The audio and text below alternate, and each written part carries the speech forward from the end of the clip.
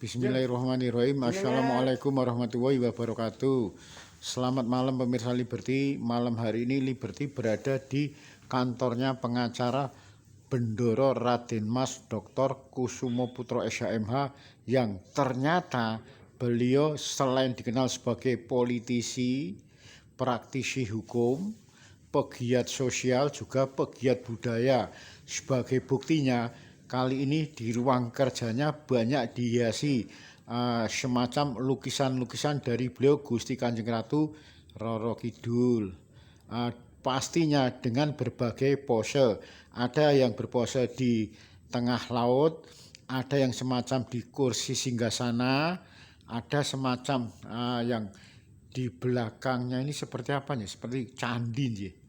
Nah, sehingga banyak sekali pose-pose dari beliau GKR Kidul. Nah, ini ada yang backgroundnya semacam ular naga, ada pula hampir kesemuanya kebanyakan berada di laut atau khususnya di laut pantai selatan.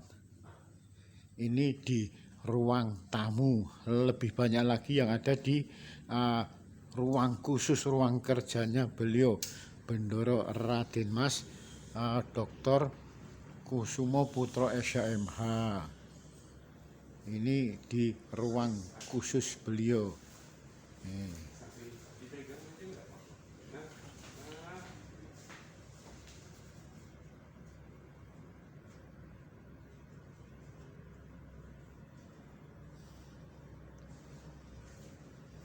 Menarik banget saya. Ya, nanti saya selesai semua artinya.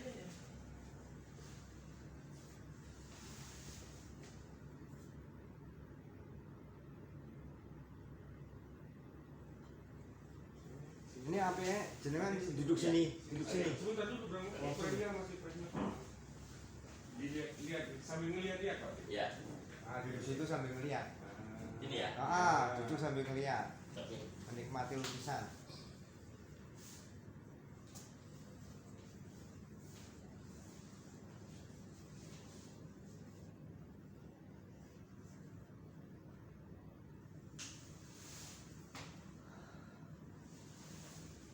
Tahan situ.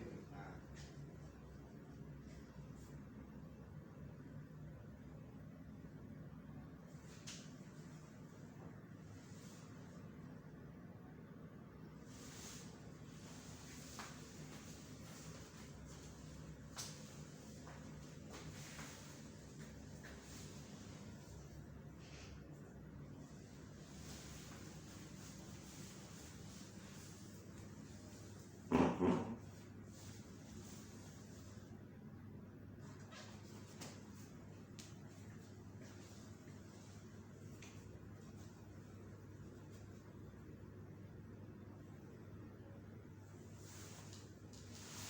Oke.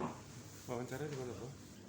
Di sini. Ini kebetulan hari Kamis malam Jumat ada semacam sesaji yang ada di depan meja. Ini bunga-bunga, ada bunga melati, bunga kantil, dan bunga-bunga yang lainnya. Apa nggak bagus sini? Apa nggak bagus sini? Boleh di tengah-tengah. Di tengah. Yang bagus sini. Itu loh, yang sebelah sini. Sini aja mas. Sini aja. Diri aja, Pak. Ada. Siap. Oke. Ini frame-nya masuk. Enggak tekan. Enggak dulu-dulunya masuk. Tidak. Udah.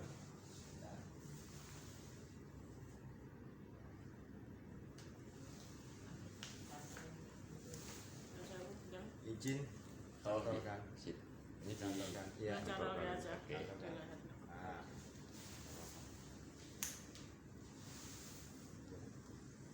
Nah, oke. 3, 2, 1. Pak Binkin bisa dijelaskan ini jenengan koleksinya Roro Kidul ada jumlahnya ada berapa? Ya, jadi saya mengkoleksi lukisan Kanjeng Ratu Kidul ini sudah sejak 10 tahun yang lalu. Dan lukisan saya ini semuanya mempunyai ukuran yang sama, yaitu 160 cm kali 200. Dan hingga saat ini sudah terkumpul 42 lukisan. Sebagian saya pasang di kantor saya dan sebagian ada di rumah saya. Target saya sebanyak 50 lukisan, jadi masih ada kekurangan sekitar 8 lukisan lagi, dan terus saya akan membuat lukisan Kanjeng Ratu Kidul. Dan mungkin saat ini yang di seluruh Indonesia yang paling banyak mengkoleksi lukisan Kanjeng Ratu Kidul ini cuman saya aja, karena kan di dalam tradisi Jawa kan kalau memasang lukisan Kanjeng Ratu Kidul itu pamali atau kurang apa namanya, kalau bukan dari golongan turunan dalam atau golongan ningrat pada tidak berani. Jadi saya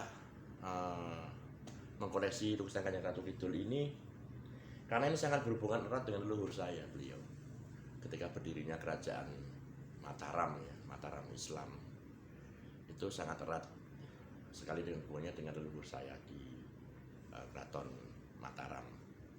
Dan saya selama ini mengoleksi lukisan Kanjeng Ratu Kidul ini karena ada keinginan batin, tidak serta-merta saya mengoleksi lalu saya jual, tidak. Jadi saya mengoleksi khusus saya nikmati keindahan daripada lukisan ini, karena ini kan dilukis oleh beberapa pelukis ya, dengan teknik lukisan dan dengan gaya lukisan yang berbeda-beda. Mulai tahun berapa ini mengumpulkan lukisan? Sekitar 10 tahun yang lalu ya Mas, sekitar kalau sekarang 2023 ya mungkin sekitar tahun 2013-2012 saya sudah mulai mengumpulkan ini. Dan alhamdulillah sudah terkumpul 42 lukisan. Kenapa baru terkumpul 42 lukisan? Karena setiap lukisan ini kan tidak hanya dilukis 1 hari 2 hari jadi ya. Satu lukisan ini bisa berminggu-minggu, tergantung daripada pelukisnya. Karena kalau untuk seorang seniman kan kalau melukis kan benar-benar harus mood ya. Lalu juga untuk kanvasnya, untuk catnya, untuk kuasnya, itu semuanya dari saya. Jadi sebelum saya meminta kepada pelukis untuk melukis, maka sebelumnya pasti saya sowankan dalam atau saya mintakan izin terlebih dahulu di Parangkusumo. Ada Jadi cerita kuas. mistis nggak mengumpulkan ini? Pengalaman Banyak sekali cerita mistis yang saya alami. Contoh seperti mimpi gitu ya, atau ini contoh saya ini, misalkan saya pas lembur di sini, itu ya kayak ada aura yang seakan-akan ada sekelebat perempuan gitu ya. Banyak hal di rumah juga demikian, mimpi gitu ya. Dan perlu saya sampaikan Mas bahwa semua gaya lukisan yang ada di kantor saya, kecuali yang ini ya. Kalau ini kan lukisan dari saya reproduksi dari lukisannya Basuki Abdullah ya. Semuanya ini gaya, lalu pose, lalu suasananya itu semuanya dari saya.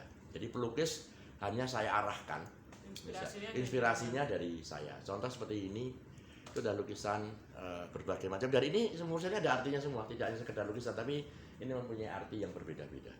Dan kenapa? Kalau kita lihat dari jumlah yang ada di kantor saya ini sebanyak 15 lukisan ini, wajahnya berbeda-beda. Karena ya memang Kanjeng Ratu Kidul itu bisa berubah wujud semau beliau. Dan hingga saat ini saya ingin sekali bertemu dengan beliau, supaya nanti bisa saya sampaikan kepada pelukis, inilah wajah Kanjeng Ratu Kidul yang sebenarnya. Jadi hingga saat ini saya mengkoleksi lukisan ini, harapan saya bisa bertemu dengan beliau. Dan ketika saya mengadakan sedekah ageng di Parangkusumo beberapa kali, dan setiap 1 tahun sekali saya pasti ke sana untuk mengadakan sedekah ageng atau mengadakan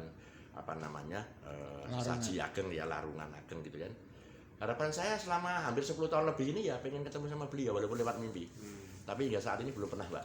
Belum pernah. Dan tujuan saya apa kalau pengen beliau itu bisa lewat mimpi? Tujuan saya supaya saya bisa mengetahui wajah asli beliau. Seperti apa, dan akan saya sampaikan kepada pelukis saya untuk dilukis. Ya. Hingga saat ini saya belum pernah bertemu dengan beliau. Kanjeng, kenapa harus 50 lukisan? Jeng? Saya sebenarnya tidak hanya sekedar 50 Mas, kalau bisa 100 lebih ya. Tapi target saya sekarang 50 terlebih dahulu. Ketika 50 saya akan mengadakan pameran tunggal. Pameran tunggal, dan itu harapan saya pengen sekali mengadakan pameran tunggal khusus pameran lukisan Kanjeng Ratu Kidul. Dan nanti saya pengen pameran tunggal, tapi tidak dijual ya.